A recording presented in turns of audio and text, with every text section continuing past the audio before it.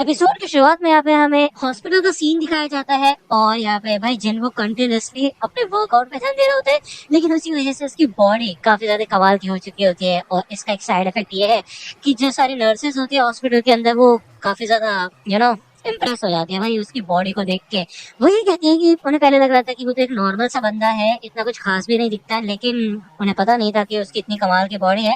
और ऐसा लग रहा है कि उसका फिजिकल अपीयरेंस चेंज हो चुका है क्योंकि वो कंटिन्यूअसली वर्कआउट कर रहा है। जब यहाँ पे एक नर्स इधर रूम के अंदर आती है तो जिनको ने अपनी शर्ट उतार रखी होती है और वो यही सोचती है कि यार क्या बात है, कमाल की बॉडी है इसकी। तो और वो यहाँ पे उसको बताने के लिए आई होती है कि आज उसका डिस्चार्ज होने वाला है, ठीक है ना। इससे पहले कि जिनको यहाँ से जाए वो लड़की यानी कि वो नर्स जिनको से उसका नंबर मांगती है, कॉन्टेक्ट इन्फो। वही जिनको मन में सोचता है कि शायद वो इसलिए मांग रही है कि उसे टेस्ट रिजल्ट की रिपोर्ट्स वगैरह भेजनी होंगी, जो मेडिकल रिपोर्ट्स हैं, ठीक है।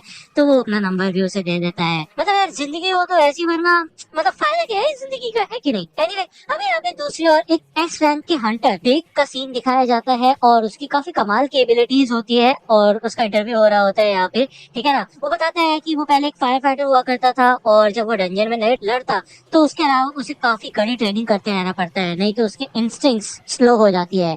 ये न्यूज जना देख रही होती है और वो स्कूल जाने के लिए रेडी होती है। वो जब जिन्हो को बुलाती है तो जिन्हो इधर ऑलरेडी उठ चुका होता है और वो नोटिस करती है जिन्हो की हाइट भी बढ़ चुकी है, साथ ही साथ उसकी भाई एब्स वगैरह भी आ चुकी है। तो वो कहती है कि क्या तुम वर्कआउट वगैरह कर रहे हो क्या?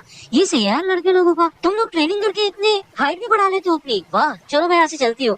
तो जेना इधर से चली जाती है और जिन्हो भी नोटिस करता है कि यार उसकी मसल्स काफी ज्यादा आ चुकी है और ऐसा इसलिए क्योंकि उसकी एबिलिटी स्टैट्स बढ़ चुके हैं, ठीक है ना। अगर ऐसे चलता रहा वो आगे चल के भाई एक बॉडी बिल्डर बन जाएगा। जिन्होंने अपने सारे गोल्स कंप्लीट कर लिए होते हैं सिवाय रनिंग के, आज उसने 10 किलोमीटर रनिंग नहीं की होती है तो वो सोचता है कि वो बाद में कर लेगा, ठीक है। वही उसके पास कुछ ऐसे पॉइंट्स होते हैं जो उसने अभी तक एलोकेट नहीं किए होते हैं। वो थोड़ा सोचता है कि उसको किस चीज पे ज्यादा ध्यान देना चाहिए, स्ट्रेंथ पे या एजिलिटी पे। स्ट्रेंथ एक तरीके से वो है कि जब वो किसी के ऊपर मुक्का मारे और वो इम्पैक्ट पड़े, एजिलिटी उसके मुक्का सहने की एबिलिटी है, ठीक है ना। तो इन दोनों में ही बांट देता है इन पॉइंट्स को। ओके तभी उसके लैंडलॉर्ड का उसे फोन आता है रेंट के लिए। उसने काफी समय से रेंट नहीं भरा है और वो इतने समय से फोन भी नहीं उठा रहा था क्योंकि वो हॉस्पिटल में था, ठीक है। लेकिन एक तो बात है जिनको नोटिस करता है कि वो अब पहले से तो ताकतवर बन चुका है। जहाँ पे वो पहले किसी गॉब्लिन को नहीं हरा पाता था अब वो आसानी से उन गॉब्लिन्स को हरा देता है।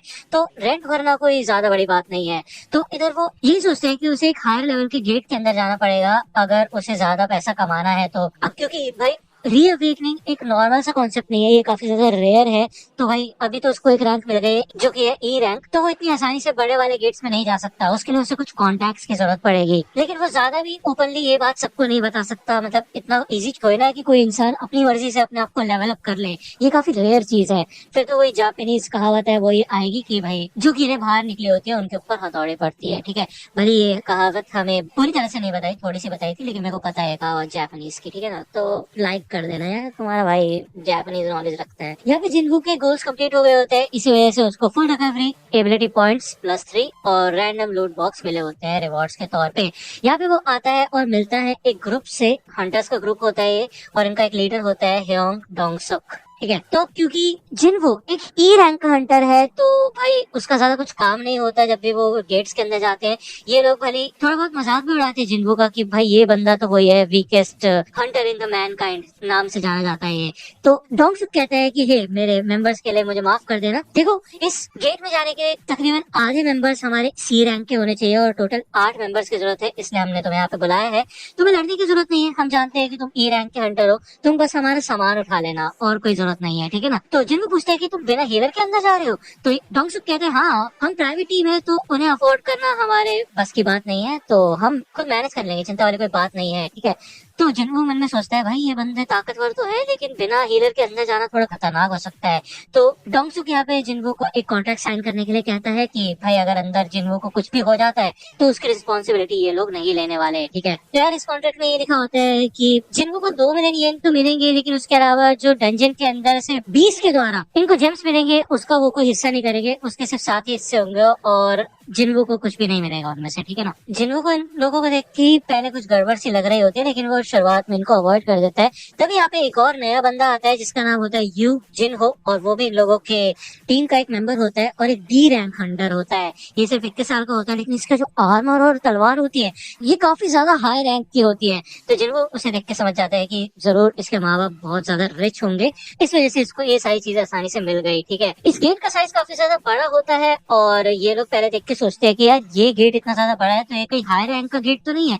तो डोंगसुक बताते हैं चिंता वाली कोई बात नहीं है, ये एक सी रैंक का ही गेट है, क्योंकि इन्वेस्टिगेटर्स ने यहाँ पे 2 बार आके कंफर्म किया है। तो जिनको कहता है वैसे भी गेट के साइज से पता नहीं चलता उसका रैंक, बल्कि एसोसिएशन एनर्जी का पता लगा के ये डिसाइड करते हैं कि कौन सी रैंक का गेट है, ठीक है ना। तो जिनको कहता है वाह यार तुम्हें तो काफी ज्यादा नॉलेज है जिनको। तो जिनको कहता है हाँ, क्योंकि मैं काफी समय से हंटर गिरी का काम कर रहा हूँ। लेकिन वो यहाँ पे मन में कहता है कि ये पहली बार है जब मैं एक सी रैंक के गिल्ड के अंदर जा रहा हूँ, ठीक है ना। ये लोग जब यहाँ पे अंदर आते हैं तो काफी अंधेरा होता है और ये लोग लाइट वगैरह ऑन करते हैं। जिनको मन में कहता है कि यार इस अंधेरे को देखते मेरे को उसी वाले डंजन की याद आ चुकी है जो कि काफी ज्यादा खतरनाक है। यहाँ पे ल्यूमिनेसेंट स्टोन भी नहीं होते हैं।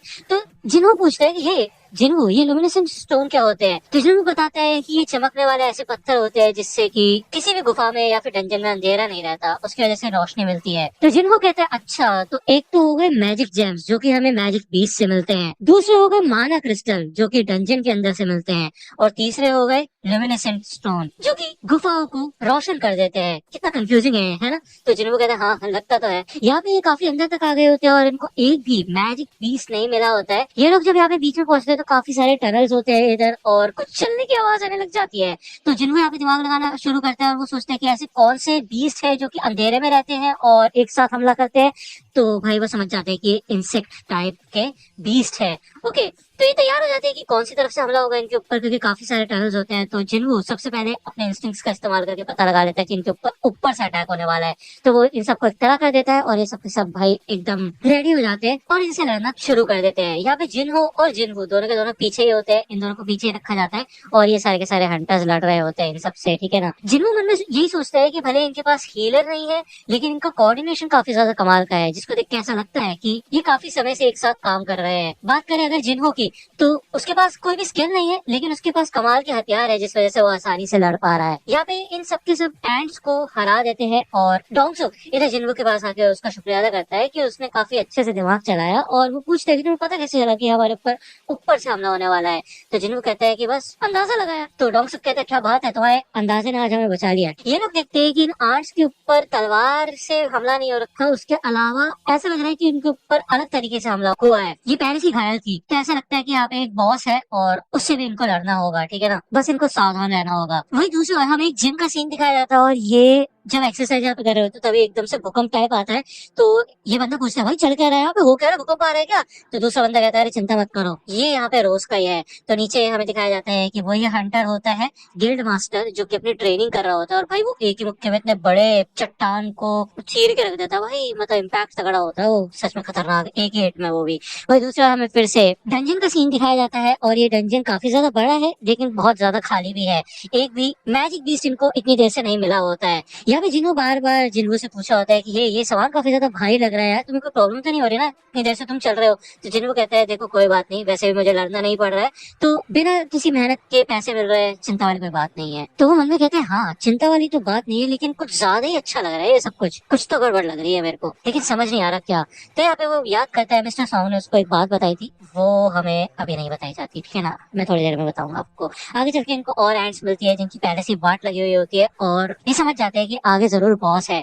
ये जब आगे बढ़ते हैं लाइट जलाते हैं तो इधर काफी सारे जाले टाइप होते हैं, इनको काट के आगे बढ़ते हैं और इधर भाई इतने सारे मानव स्टोन्स होते हैं, मतलब बिलियंस के यार, मतलब ये सबके सब भाई अरबपति बन जाएंगे। बहुत खुश हो जाते हैं इसको देख के और काफी सारा कमाल का जैकपॉट लगा होता है इन लोगों का, ठीक है। और ये डिसाइड करते हैं कि अपने सातों हिस्से बांट लेंगे और इनकी चांदी चांदी हो चुकी है। लेकिन जिन्हों यहाँ पे काफी दिल का अच्छा होता है, वो जिन्हों का कॉन्ट्रैक्ट देखता है और वो कहता है कि हे डोंगसुक, इस कॉन्ट्रैक्ट में लिखा हुआ है कि जो क्रिस्टल्स हमें बीस से मिलेंगे उसका तुम कोई हिस्सा नहीं करने वाले, लेकिन जो माना क्रिस्टल मिलेंगे उनके तो हम 8 हिस्से कर सकते हैं ना। तो रॉन्ग कहता है हाँ वो तो बात है, चलो ठीक है, चिंता वाली कोई बात नहीं है, हम सबको एक बराबर हिस्सा मिलेगा, लेकिन उससे पहले हमें डंजन के बॉस से निपटना पड़ेगा। तो यहाँ पे एक बहुत बड़ा स्पाइडर वाला मॉन्स्टर होता है, लेकिन वो अभी सो रहा होता है, तो उसको देख के ज्यादा टेंशन नहीं लेते। बस ये है कि इनको जल्द से जल्द इन माना क्रिस्टल्स को माइन करना होगा और जल्द से जल्द यहाँ से निकलना पड़ेगा। ठीक है, तो ये लोग अपना कुछ सामान नहीं लाए होते भाई, इन्होंने ये नहीं सोचा था कि इतने सारे क्रिस्टल्स होंगे यहाँ पे, तो उस हिसाब से ये हथियार नहीं लेके आए, तो ये जाते हैं वापस हथियार लेने के लिए। तो डॉक्टर कहते हैं चिंता मत करो, तुम दोनों यहाँ पे रुको, और वो वैसे भी सो रहा है, वो तुम्हें कुछ नहीं करने वाला। ठीक है, वैसे मेरे को अपनी टीम से कुछ बात करनी है। जिनको याद करता है कि डॉक्टर ने कहा था ये लोग अपने सारे के सारे मिशन बिना हीलर के करते हैं, उसने कहा सारे के सारे मिशन, इसका मतलब ये है कि वो पहले भी सी रैंक के डंजन्स में जा चुके हैं, तो इस हिसाब से तो उनके पास 8 मेंबर्स होने चाहिए थे ना, 6 क्यों है। तो इससे पहले कि जिनको समझ पाए तभी डॉक्टर को अपने असली रंग दिखा देता है और वो कहता है क्यों बॉस चेम्बर को बंद कर दो। ठीक है, तो यहाँ पे काफी खतरनाक एक्सप्लोजन करते हैं, जिस वजह से जिनको और जिनको दोनों के दोनों अंदर फंस जाते हैं। वही दूसरा मिस्टर सॉन्ग ने पहले ही जिनको को इतना किया था कि इस इंडस्ट्री में काफी खतरनाक और घटिया लोग हैं। अब तुम्हें पता ही है कि डंजन में जाने से वैसी जान पे खतरा होता है, तो कुछ लोग इसका फायदा उठाते हैं और क्राइम कर देते हैं। उन्हें पता होता है कि वो कभी भी पकड़े नहीं जाएंगे, क्योंकि डंजन्स के अंदर कोई सिक्योरिटी कैमरास नहीं होते और ना ही कोई जीता जाता इंसान होता है जो कि विटनेस बने। इसलिए अक्सर ऐसा होता है कि वो कमजोर लोगों को पीछे छोड़ देते हैं दुश्मन के पास, या फिर उन्हें हमेशा के लिए छोड़ देते हैं, जैसे कि एक छिपकली अपनी पूंछ को काट के भाग जाती है। तो जिन वो कहते हैं यार मुझे यकीन नहीं होता कि वो मानव क्रिस्टल्स के लिए हमको जान से मारने के लिए तैयार हो गए हैं, काश मैं उस कॉन्ट्रैक्ट की बात उससे नहीं करता तो ऐसा नहीं होता। तो यार जिन वो मन में सोचते हैं कि नहीं ऐसा नहीं है, वो बस इंतजार ही कर रहे थे कि हम कुछ गलत मूव करें और वो हमारे ऊपर हमला कर दे, वो हमें जान से मारने के लिए एकदम तैयार थे हमेशा। तो यार जिनको ने पहले नोटिस कर दिया होता है, और इससे बुरा क्या होगा भाई, वो बॉस भी जाग जाता है यहाँ पे, वो स्पाइडर आके यहाँ पे खड़ा हो जाता है और जिनको कहता है कि हे जिनको तुम मेरे पीछे आ जाओ मैं तुम्हें बचाऊंगा। तो यार जिनको सच में काफी ज्यादा दिल का अच्छा आदमी है, लेकिन जिनको जब इसको देखता है तो वो कहता है ये सच में काफी ज्यादा खतरनाक है, और खासकर बात ये है कि ये सी रैंक का बॉस है जो कि हद से ज्यादा ताकतवर लग रहा है। लेकिन फिर वो उसे गॉड ऑफ स्टैचू से कंपेयर करता है तो वो हंसता है और वो कहता है यार सॉरी मैंने गलत चीज बोल दी, मैं अपने सारे शब्द वापस लेता हूँ। तो वो आगे बढ़ता है इससे लड़ने के लिए और कहता है जिन हो पीछे हट जाओ मैं इससे निपटूंगा। वो यहाँ पे अपने जादू का इस्तेमाल करके उसी वाले स्वॉर्ड को लेके आता है जो कि उसे उस स्नेक वाले बीच से मिली होती है। ठीक है ना, आपको याद ही होगा लास्ट एपिसोड की बात है ये। तो ये एपिसोड यहीं पे खत्म होता है। तो अगर आपको ये वीडियो पसंद आई तो लाइक करना, सब्सक्राइब कर लो अगर चैनल पे नए हो तो। मिलता हूँ आपसे अगले वीडियो में, तब तक के लिए गुड बाय।